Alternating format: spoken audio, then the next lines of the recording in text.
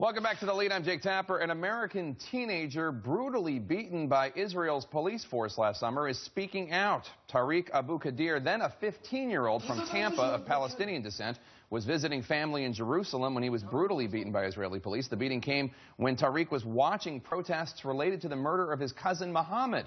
Muhammad had been kidnapped and burned alive by Jewish extremists as revenge for the deaths of 3 Jewish Israeli teens. Israeli authorities later cleared Tariq of all charges. His family is now preparing to head back to Jerusalem this summer, which is why Tariq visited Washington, D.C. to ask for help to make sure he doesn't have any problems returning to visit America's close ally, Israel.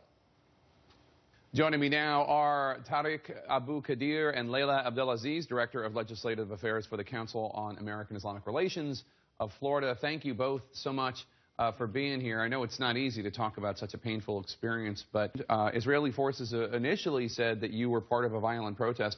Bring us back to that day, what you did. I know you were cleared of all wrongdoing ultimately. What happened that day? That day, my cousin Muhammad Khdeir, he was in front of his house, and I passed by him, and I was on my way to the bakery, and I came back and I saw police. Nobody was there. And there was just maybe one or two of my cousins there, and that's when the whole family came out, and we were asking what was going on, what happened, and then we found out Muhammad was kidnapped, and we were scared for his life. And a couple hours later, we found out he was murdered, stabbed and burnt alive. And then, to even make it worse, later on, I was chased and. By Israeli police? By Israeli police, yes. I was chased and tackled, zip-tied and beaten until I was unconscious.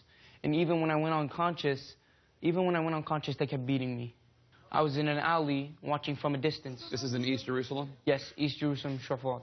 Yes, I was in an alley watching from a distance of this protest of the police right in front of me, and they're shooting at the whole village. Ultimately, you were cleared of doing anything wrong. Layla, one of the police officers involved in this has been charged with assaulting a minor, but you and your organization and the Abu Khdeir family are pushing for there to be punishment against the others as well.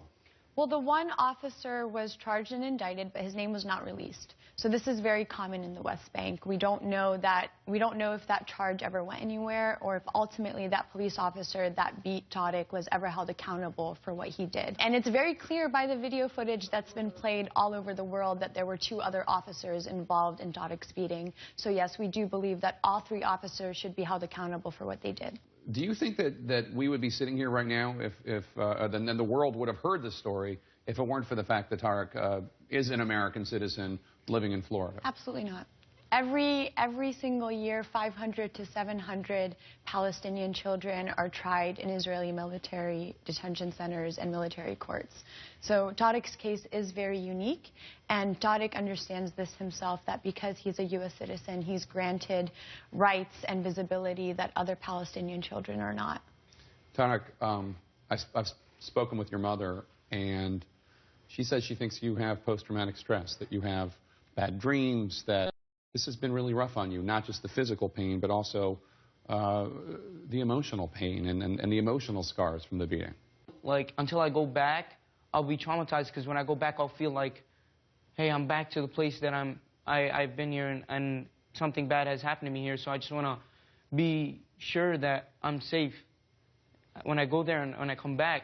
And yes, I am having problems, as in like not able to control, because I remember all the times with my cousin Muhammad and how we used to go out and we used to have so much fun, and then he's just murdered.